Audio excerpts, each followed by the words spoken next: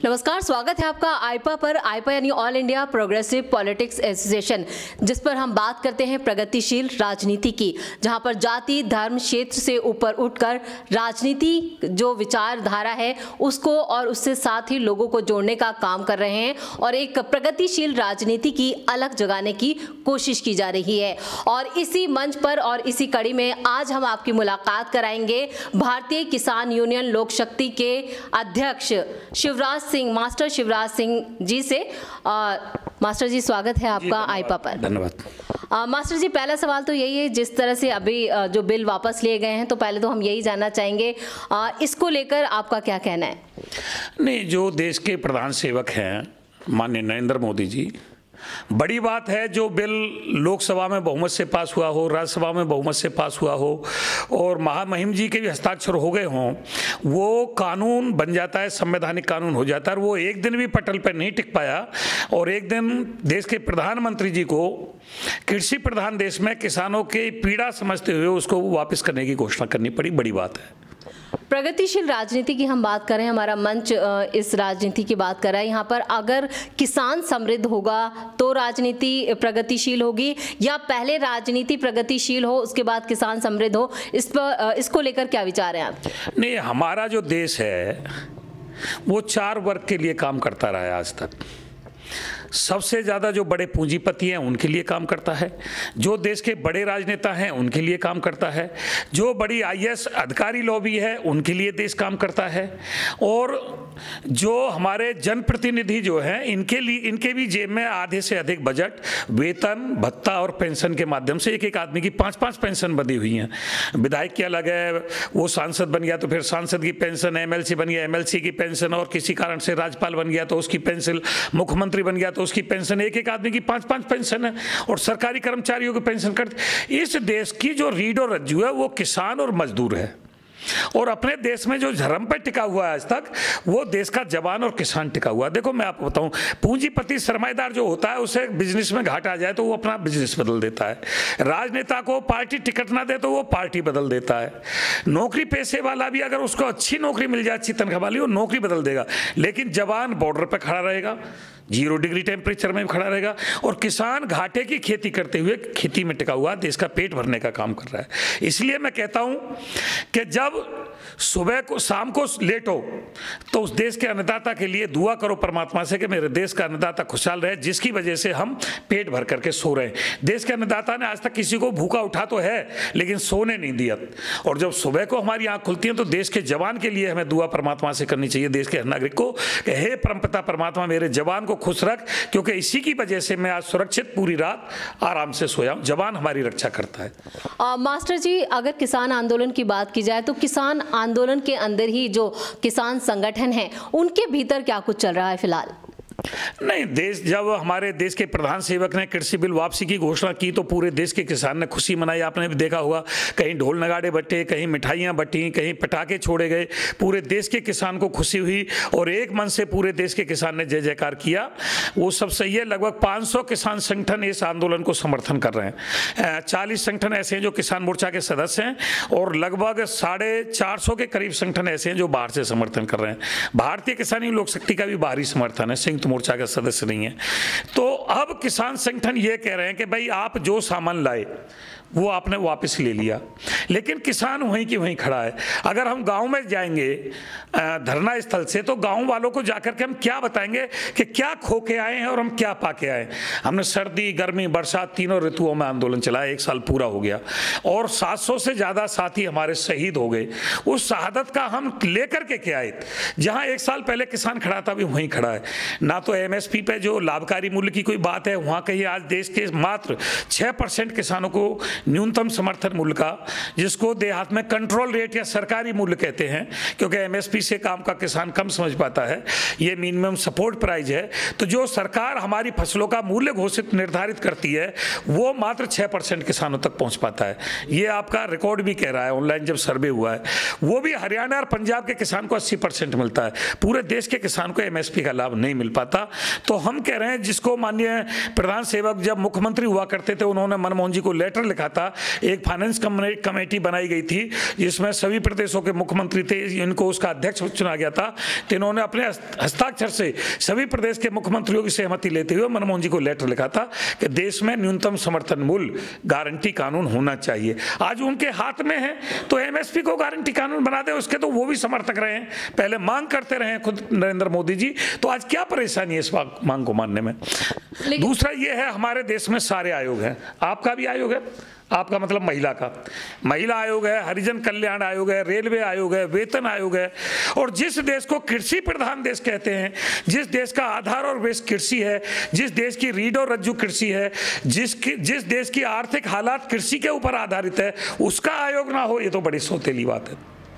तो अब यहाँ पर जब बिल वापसी हो गई, आपकी मांगे भी हैं, लेकिन उसके बावजूद आप आंदोलन पर डटे हुए हैं। आपने कहा क्या इस बार जो 2022 जो चुनाव यहाँ पर सबसे, तो किसान आंदोलन को उससे जोड़कर देखा जाए, किसानों की क्या भूमिका रहने वाली है इस बार चुनावों में? देखो, हमारा संगठन भारतीय किसान लोक शक्ति संपूर्ण रूप से राजनीतिक संगठन है, 36 बिरादरियों का संगठन है, क्योंकि किसान 36 बिरादरी का होता है, जो खेती करता है वो किसान है।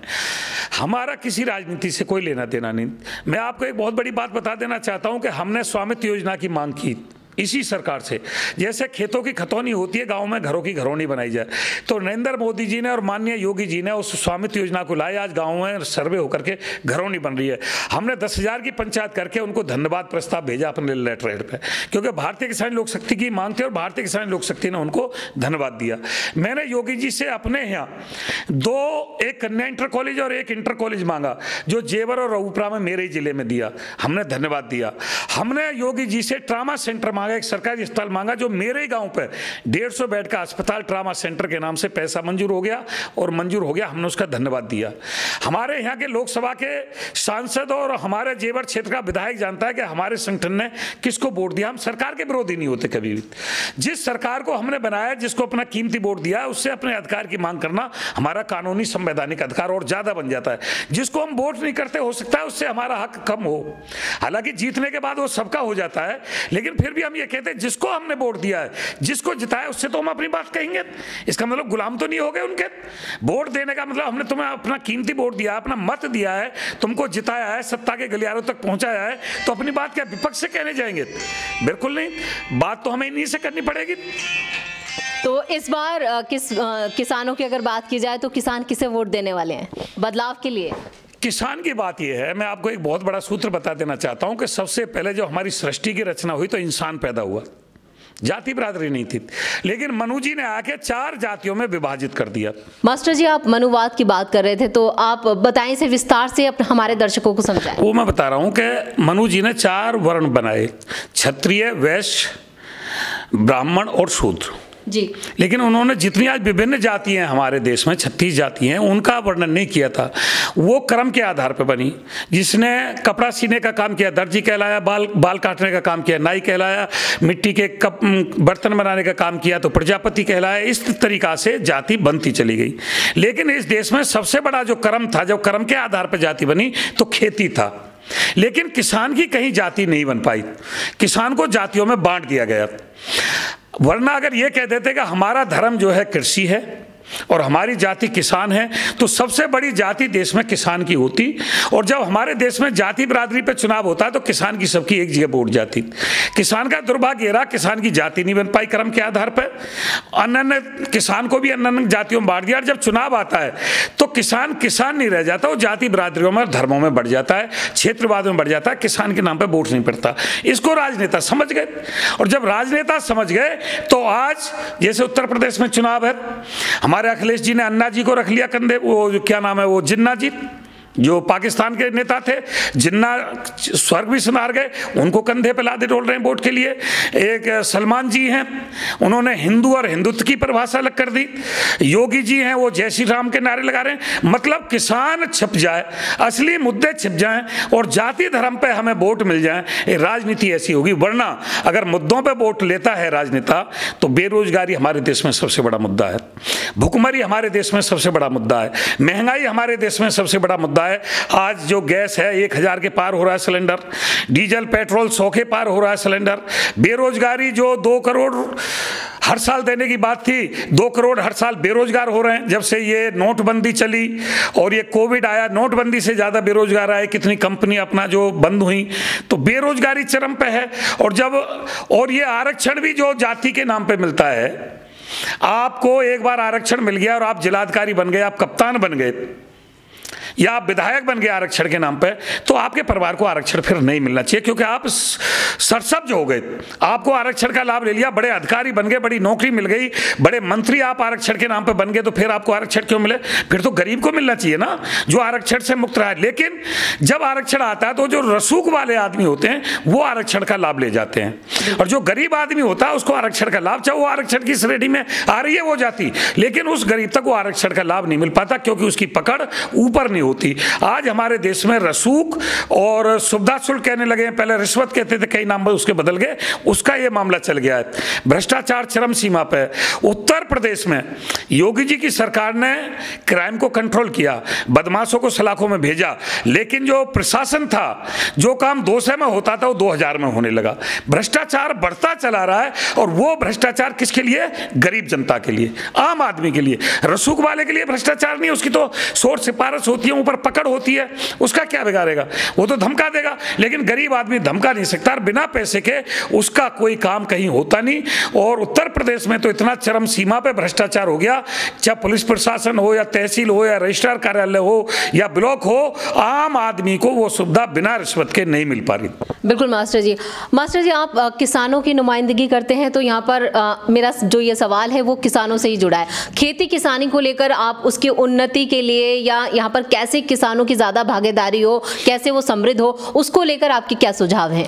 उसके लिए सबसे बड़ा सुझाव मेरा ये है कि जो किसान रातों रात खेत पर जागता है, जिसको आवारा पशु कहा जाता है, आवारा पशुओं में सबसे ज़्यादा गऊ का नाम आ रहा है। और मैं आपको बता रहा हूं कि हमारे समय में गऊ, जब हम छोटे थे, गऊ कहीं आवारा नहीं घूमती थी। कारण क्या था कि उसमें बांझपन का रोग नहीं था, समय से गर्भ धारण करता था वो।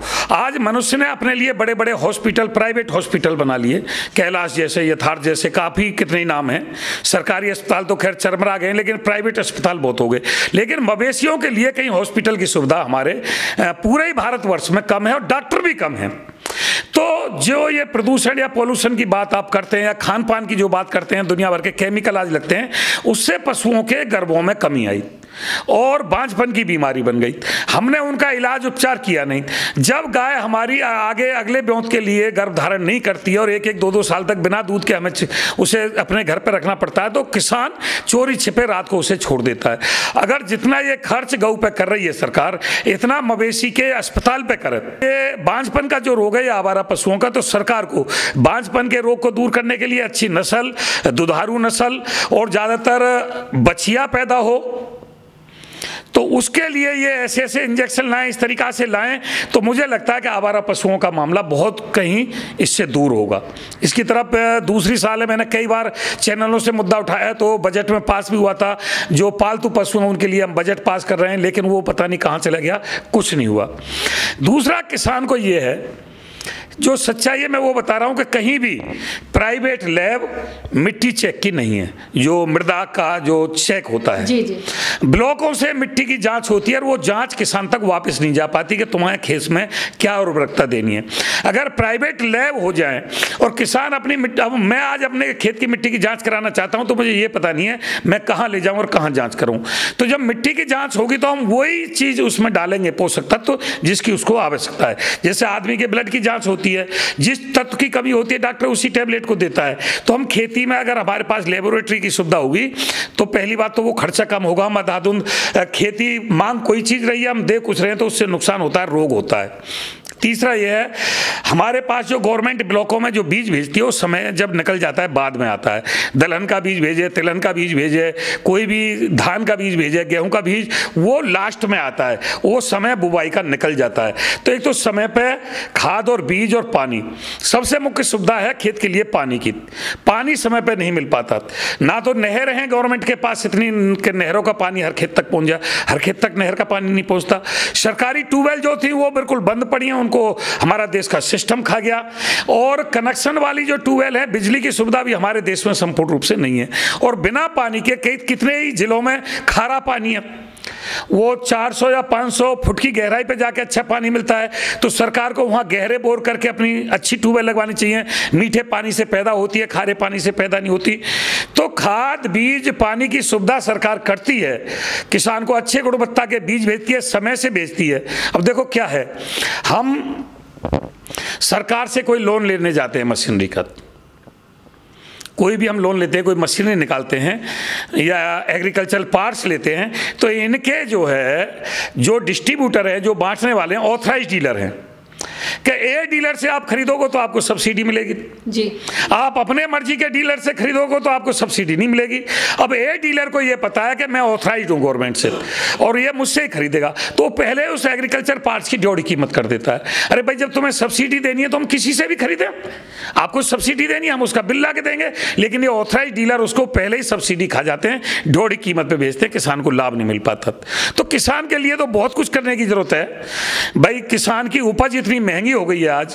पहले किसान मेहनत से, हल बैल से उससे खेती करता था, उर्वरक, ये खाद और रासायनिक और ये कीटनाशक दवाई नहीं लगती थी, रोग नहीं होता था, तो सस्ती पैदा होती थी और जितनी पैदा होती थी उस पर खर्चा नहीं होता था। आज महंगाई, उपज का लागत मूल्य इतना बढ़ गया है, आप मशीनरी में डीजल का रेट बहुत ज़्यादा बढ़ गया है, लेबर बहुत ज़्यादा महंगी हो गई है, किसान को उपज का मूल्य नहीं मिल पा रहा, और किसान जो एक बार कर्ज ले लेता है तो कर्ज पे कर्ज दबा चला जाता है और अंत में उससे खुदकशी करनी पड़ती है। मैं तो कहता हूं लोकसभा के सत्र में हर साल कम से कम 5 दिन किसान सत्र चले, जिस पर किसानों के नाम पे ही चर्चा हो कि भाई किसान का उद्धार कैसे हो, आत्महत्या कैसे रोकी जाए। सब जानते हैं। और एक चीज बता देता हूं, किताबों से पढ़ करके कोई कृषिविद नहीं हुआ। किसान जो खेती करता है वो संपूर्ण नहीं हुआ कभी भी, हर साल नया तजुर्बा उसको होता है। हमारे यहाँ डार्क जोन कर दिया पिछली 2 सरकारों में, हालांकि योगी जी ने आगे डार्क जोन खत्म किया, हमने भी चैनलों से मांग उठाई, उसको माना, हमने धन्यवाद किया। डार्क जोन में क्या है कि जी आप पानी निकालोगे तो पानी का जल स्तर नीचे चला जाएगा, हम कनेक्शन नहीं देंगे। भाई मुझे गेहूं की खेती करनी है तो आप मुझे ट्यूबवेल का बिजली का कनेक्शन नहीं दे रहे, तो मैं लिस्टर इंजन से भी 5 ही पानी लगाऊंगा, 4 नहीं लगाऊंगा। आप ट्यूबवेल से नहीं लगाने दोगे तो मैं अपने संसाधन से लगाऊंगा, निकालूंगा नीचे से, पानी तो उतना ही निकला। और ये जो बिल्डर है ये रात दिन पानी का दोहन कर रहे हैं, इनके लिए डार्क जोन कहाँ चला जाता है? किसान के लिए डार्क जोन होना ही नहीं चाहिए। ईख में मुझे जितने पानी लगाने उतने लगाऊंगा, आलू में जितने पानी लगाने उतने लगाऊंगा। आप सरकार से नहीं निकालने दोगे, सरकारी ट्यूबवेल से नहीं निकालने दोगे, मुझे कनेक्शन नहीं दोगे तो मैं अपना प्राइवेट इंजन लगाऊंगा, लिस्टर इंजन लगाऊंगा, किर्लोस्कर लगाऊंगा, उससे पानी निकालूंगा। पानी फसल को उतने देने पड़ेंगे, फिर डार्क जोन का क्या फायदा हुआ?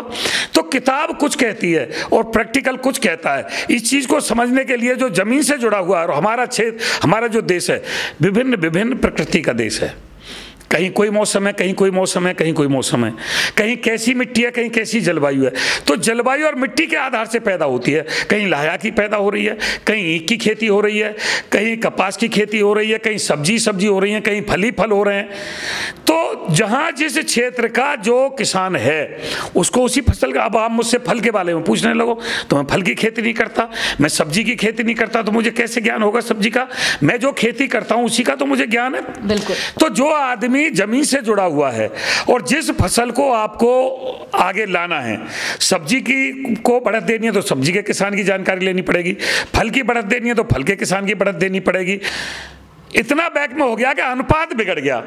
हमने जब पढ़ा था तो अनुपात समानुपात होते हैं। अगर समानुपात में महंगाई चलती, जिस हिसाब से रेशो वेतन की और महंगाई की बढ़ रही थी, उसी रेशो से अन्न के दाम बढ़ते चले जाते, फसलों के दाम बढ़ते चले जाते, समानुपात रहता। 1:2, 2:4, 4:8, 8:16। जिस अनुपात से महंगाई बढ़ रही है उसी अनुपात से फसलों के दाम बढ़ते, लेकिन फसलों के दाम तो उस अनुपात से बढ़े नहीं।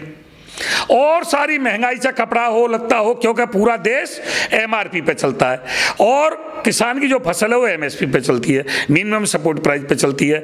वो मिनिमम रिटेल प्राइस अपने रेट पे चलता है, तो अपने रेट तो बढ़ते चले गए और सपोर्ट प्राइस जो गवर्नमेंट थी वो दबती चली गई।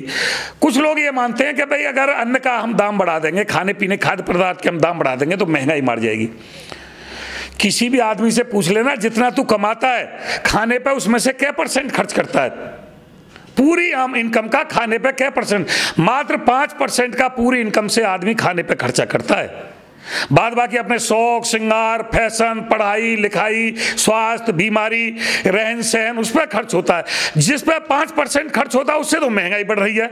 और जो हमारे 95% के खर्चा हैं वो कितने महंगे हो जाए, कपड़ा कितना ही महंगा हो जाए, उससे हमारी महंगाई नहीं बढ़ रही। जिस जीडीपी को देश के किसान ने बनाए रखा कोविड में, उसके लिए कंजूसी क्यों? उसके लिए बजट में कंजूसी क्यों? बजट करते हैं तो इस तरीका से करते हैं, यूरिया पे हमने सब्सिडी दे दी, उसको जो कंपनी मालिक खा जाते हैं। डीजल पे सब्सिडी दे दी, उसको व्यापारी खा जाते हैं। किसान के नाम पे प्योर सब्सिडी किस चीज पे, मुझे बताओ? सब्सिडी डीजल पे देंगे, खाद पे देंगे, उसको कंपनी मालिक खा जाते हैं, किसान को तो नहीं मिलती। और ये जो ये कानून लाए थे, इसको तो हमारे जो विकसित देश थे, अमेरिका जैसे देश, वो नहीं झेल पाए थे। उन्होंने पहले कानून ला के देख लिया था, किसान मर गया था वहां का। जबकि वहां कृषि व्यवसाय में आती है और हमारे यहाँ की जो खेती है वो जीवन यापन के साधन में। मास्टर जी, यहाँ पर तो आप देखिए ना, आपको हर खाते में 2-2 हज़ार रुपए भी दिए गए, कुल मिलाकर वो भी तो किसानों तक पहुंचा गया। मोदी गवर्नमेंट इसे एक बड़ी उपलब्धि के तौर पर देते हैं। बहुत बड़ी मानता है। मेरे खाते में 2000 रुपए आए तो मुझे एक सीए को बुलाना पड़ा। मैंने कि भाई इतनी बड़ी रकम मेरे खाते में आ गई है, अब इस पैसे को मैं कहाँ खर्च करूं? बोले जी रकम तो इतनी, आप अमेरिका में भी जाके मकान ले सकते हैं इस प्लॉट से।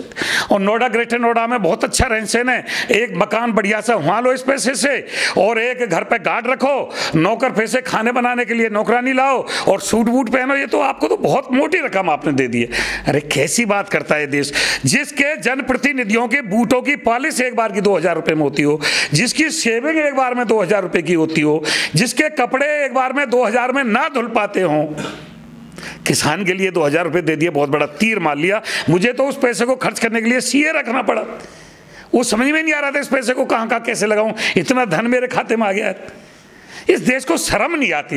अरे हमें भिखारी मत बनाओ, हमें नहीं चाहिए तुम्हारी सम्मान निधि, हमारे फसलों के दाम दे दो, हमारा मेहनता ना दे दो। सबको क्षतिपूर्ति मिलती है, किसान को किसी ने क्षतिपूर्ति दी? तेरे एग्रीकल्चर पार्ट्स खेती करते करते टूट गए, बूढ़े हो गए, तुझे क्षतिपूर्ति दी जाएगी? तेरा प्राकृतिक प्रकोप से हमारा जो बीमा भी करता है लोन में से, उसको भी कंपनी खा जाती है, बीमा का पैसा हमें नहीं मिल पाता। यहाँ पर बहुत सारे अभी सुधार की भी जरूरत है और आपकी मांगे और आंदोलन तो अभी आपका जारी है। तो जिस तरह से ये 3 बिल वापस हुए हैं, तो इसी तरह से हम भी उम्मीद करेंगे और ये भी हमारी भी यही प्रार्थना है कि आपकी बाकी मांगे भी माने। लोकतंत्र का चौथा स्तंभ है जी, हमारी आवाज को सरकार तक, जनता तक, कृषिविदों तक पहुंचाने का बहुत बड़ा प्लेटफार्म है। आप आए, आपने किसान की पीड़ा सुनी, किसान के उद्धार के लिए सुना, कैसे उद्धार हो सकता है, उसके लिए आपका धन्यवाद। और मैं चाहता हूं कि आपकी बात सरकार के कानों तक पहुंचेगी और कुछ ना कुछ अमल लाएगी।